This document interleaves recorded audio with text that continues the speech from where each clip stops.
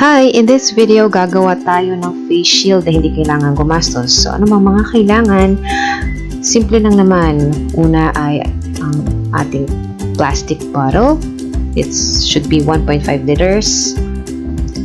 Next is ang ating cutter.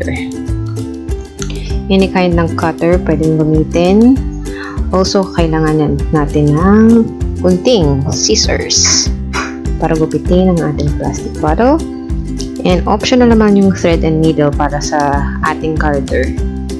Ang garter natin dapat at least 14 inches or depende kung anong size ang gusto nyo or kung gaano kahigpit, gaano kahaba. So, nasa sa inyo na yan. So, let's start!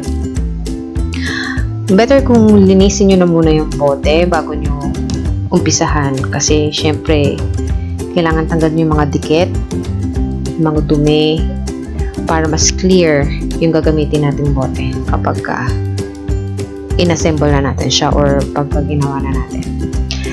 So, ayan. Gugupitin na natin yung mga dulo. So, itong part na to sa may neck part, gugupitin natin siya. Gamitan nyo ng cutter or ng gunting. Sa akin, ginamit ko yung cutter tsaka gunting. Tapos, kikinisin nyo yung mga sides kasi medyo sharp yung edges niyan.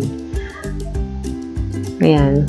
Itong mga edges na to, medyo bilugin nyo yung mga kanto kasi matutulis yan.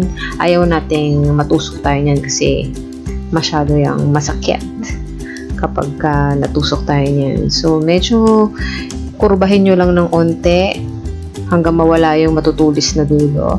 Tapos yung mga ginupit natin, hindi yan pantay-pantay. So, kailangan natin ulit gupitin para maging smooth yung mga edges niyan. Tapos, same thing dun sa other side, medyo kukurbahin nyo lang ng onte. Ayan. Tapos, dun sa kabilang dulo din, kasi matulis nang napansin nyo. So, gupitin lang natin siya ng ganyan. Ayun. Kailangan matulis or matalas yung gunting na gagamitin nyo. Kasi yung sa akin yung ginamit ko, medyo mapurol siya kaya nahirapan akong gupitin. Pero at least nakakagupit pa rin yung gunting na ginamit ko. Ayan, tapos yung susunod naman, yung susunod na edge. Ayan.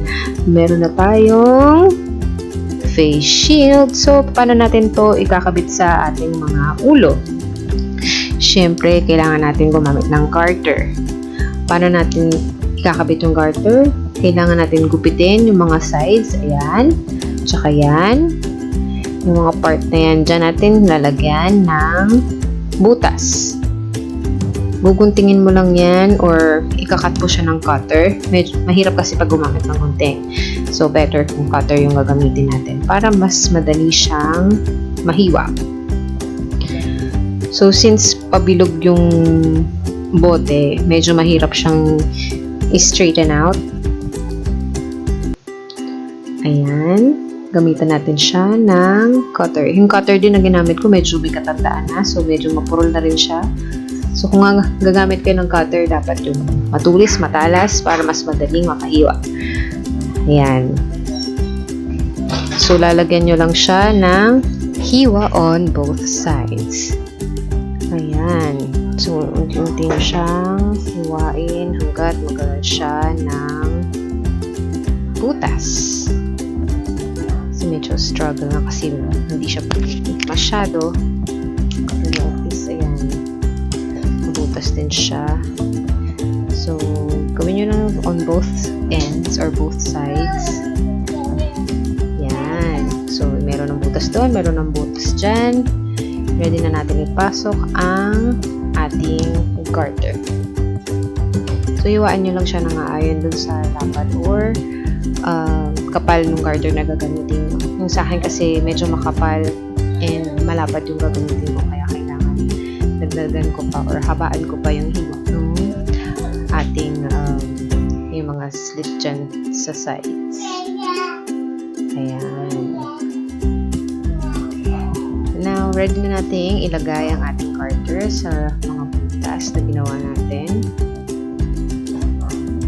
Medyo mahirap siyang ipasok kasi maliit yung ginawa ko. Pero nasa sa inyo yan kung gusto yung mas lakihan pa para mas madaling ipasok. Kasi sa akin talaga sinadya ko hindi siya masyadong mahaba para mas hindi siya madaling matanggal.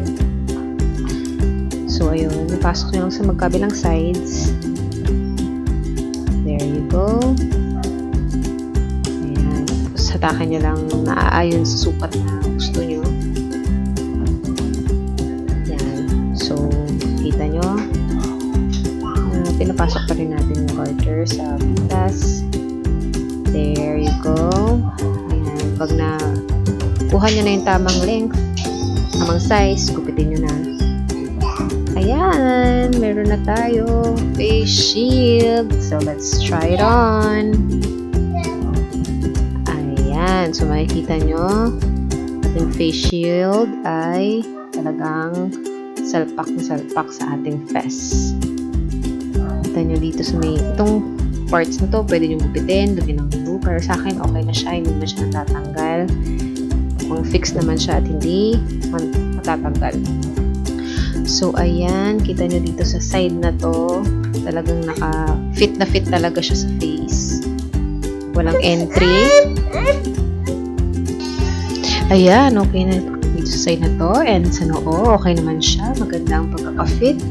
Ayan na, meron na tayong face shield na hindi nagawa, na hindi kailangan gumastos. Sana nagustuhan yung video natin. And if you do, please don't forget to hit the subscribe button.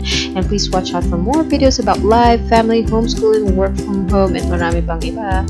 Thank you so much. Bye!